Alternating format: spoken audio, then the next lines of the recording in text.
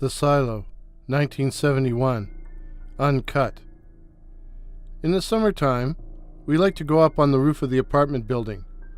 The structure, at the top of the elevator shaft, was surrounded by a concrete platform, and we would sit up there for hours, backs against the white brickwork, listening to a transistor radio and staring out across the town. It was the rapper who spotted it. What the heck's that? What? Out there by the tracks. That tower. I don't see anything. Eventually, by squinting, and by following the line of Rap's finger, I was able to see it. A beige turret, rising up in a wooded area by the train tracks over near the fourth line. Looks like Dracula's castle, I said. We debated for a while about the identity of the mysterious castle, but in the end, we decided the only thing to do was investigate, and an hour later we were frantically pedaling our bikes through the roadside gravel, praying we didn't get wiped out by a truck. We were relieved to finally get to the fourth line where, after crossing the tracks and following a rutted track through the tall grass, we came upon the monolith, an abandoned silo.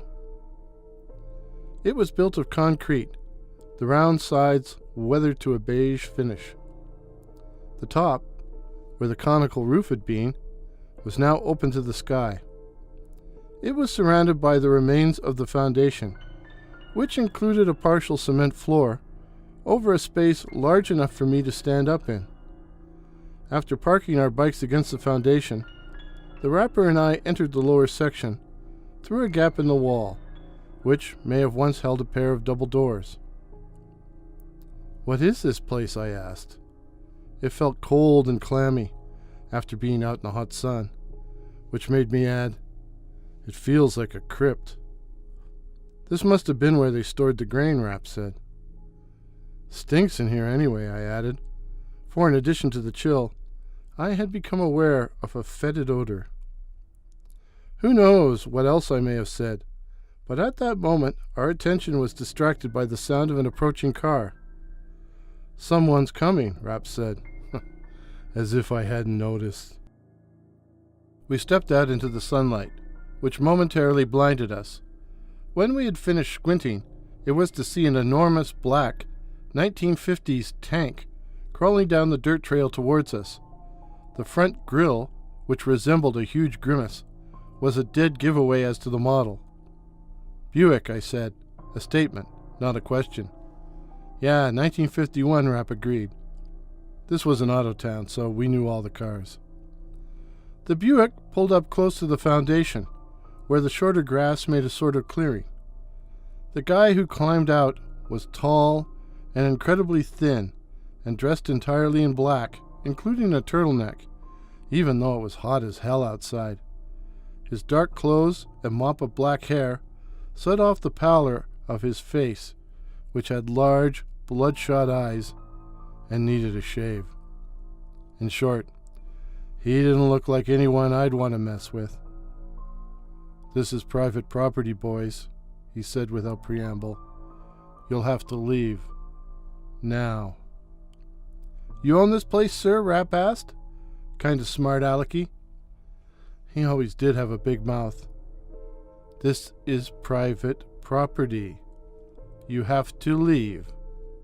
Now." We had no choice but to grab our bikes and go. The dark man made no effort to get back into the Buick, but watched us as we pedaled down the dirt trail until we were finally out of sight. We had both noticed that while he had said it was private property, he hadn't said it was his property. But we kept our thoughts to ourselves until we got back to the apartment building, first checking over our shoulders to see if the old black tank was following us. "What the hell was that all about?" I said, annoyed at being run off. "He don't want kids running around there. Maybe they have orgies there at night." "You think?" I said, suddenly very interested. "Maybe. The guy looked like a pervert. But there is another explanation." "What?" "You know." Oh, and then I did. He was one of them. A floater. A night floater. 2. Next summer, we started sleeping out in various tents, in various backyards. The idea, of course, was to run around all over town as soon as the old folks were asleep. Our town had a curfew. Nobody under 18 was supposed to be out after 10 o'clock at night, and we liked breaking it every chance we got. The old people were afraid of us running wild and getting into drugs.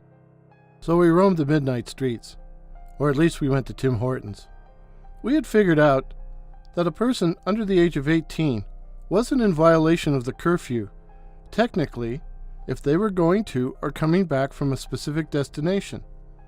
The 24-hour ranch supermarket was good, but the best excuse of all was Tim Hortons downtown. If we got caught, the scenario played out like this. Cop: "What are you boys doing out?" Us guys: "We're sleeping out, sir, and we're going to Tim Hortons to get a dozen donuts." Cop: "Then you're going right back?"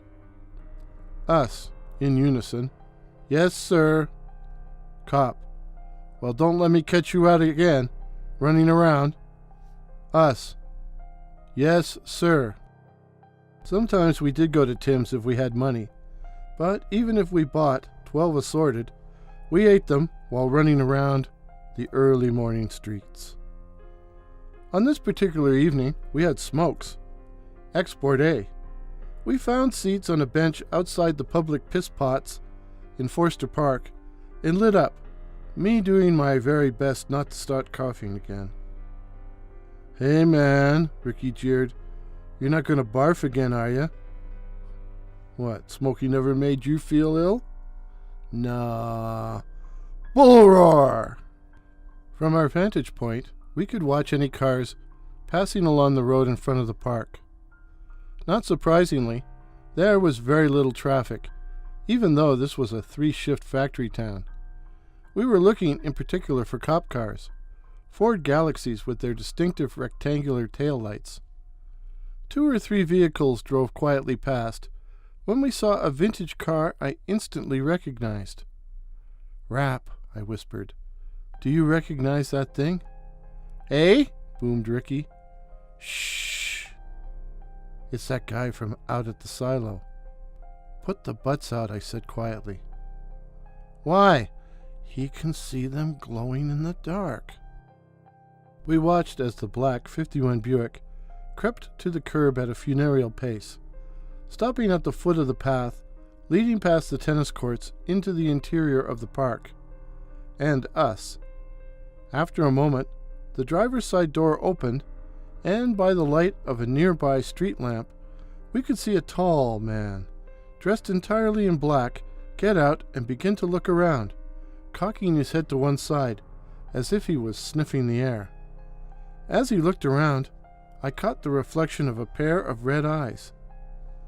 "It's him all right," I said quietly. "You sure?" "Positive." And I was. Satisfied he was alone, the dark man strode purposely towards the gravel trail, into the darkness of the trees. We remained hidden from him for the moment, but eventually he was bound to become aware of our presence. "Let's go," I mouthed, standing up as lightly as possible, in preparation for slinking back into the shadows, but Rapp touched my arms and said, "Let's wait and see what he does." I already knew what he was going to do, and I had no desire to see it, but still, I sat back down. The man had come up to the bocce courts, close enough for us to have pegged a stone at him, and hit him. As our eyes were adjusted to the darkness, we could see him clearly as he moved about in the half-light. "Let's take him," Ricky breathed. "No," I said, and it was my turn to put a restraining hand out to stop him. "What's he doing?" Wimp said. The thin man had taken off his jacket and lay down on the grass. We didn't wait to see more. Without a word, we got up and began to run as noiselessly as possible towards Riverside. We might have made it without being seen, but Wimp chose that exact moment to trip and fall, colliding with Ricky, who bellowed, "Shit!" loud enough to wake the whole neighborhood. And that's when the running really started. 3. We ran pell-mell towards Riverside, making for the edge of the ravine leading down to the creek, to the relative safety of the bushes and trees, exactly where we would be expected to go. As we charged towards the edge, I noticed a nearby house surrounded by a tall, dark green hedge. I gestured towards it, and as I was in the lead, the rest followed without the usual argument. We cut through a narrow gap and collapsed into the shadows, trying desperately to get our breathing under control. I could dimly see the road and lay peering into the darkness, waiting for it to happen. And it did. After 2, maybe 3 minutes tops, I noticed a white spherical object appear around the curve of the road, slowly moving in our direction. I knew what it was before I could make it out clearly, and as it drew closer, I saw that it was indeed a human head, a floater. "What's happening?" Ricky wanted to know, but I silenced him with a noiseless smack to the side of his head. His hard head.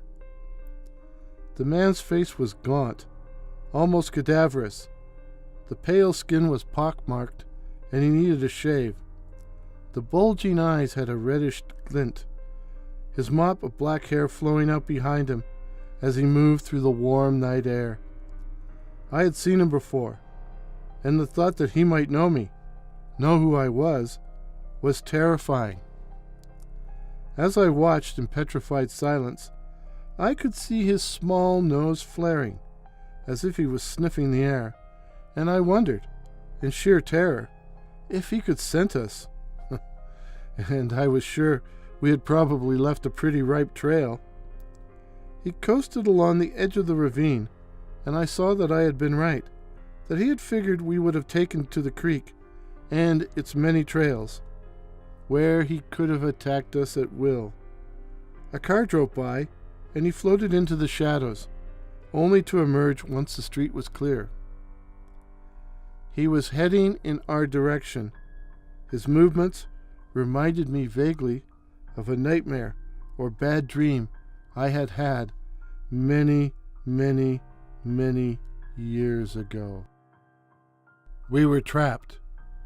An old Ford Custom pulled up in front of one of the houses across from the ravine.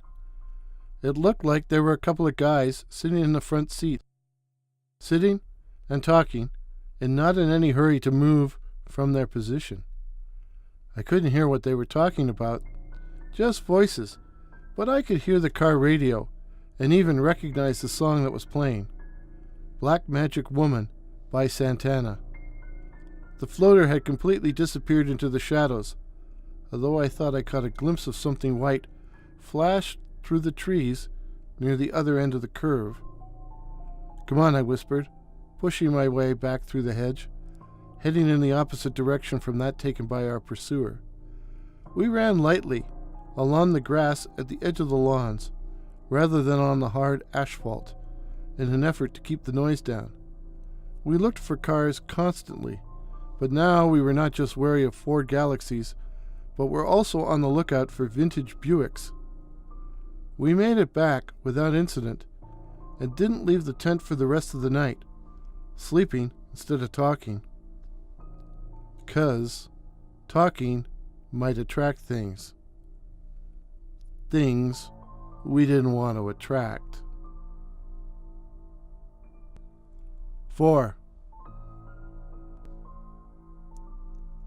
Grade 10, I hung out with Bag, which meant wandering the streets at all hours of the day and night, as if there was anything happening, anything to see.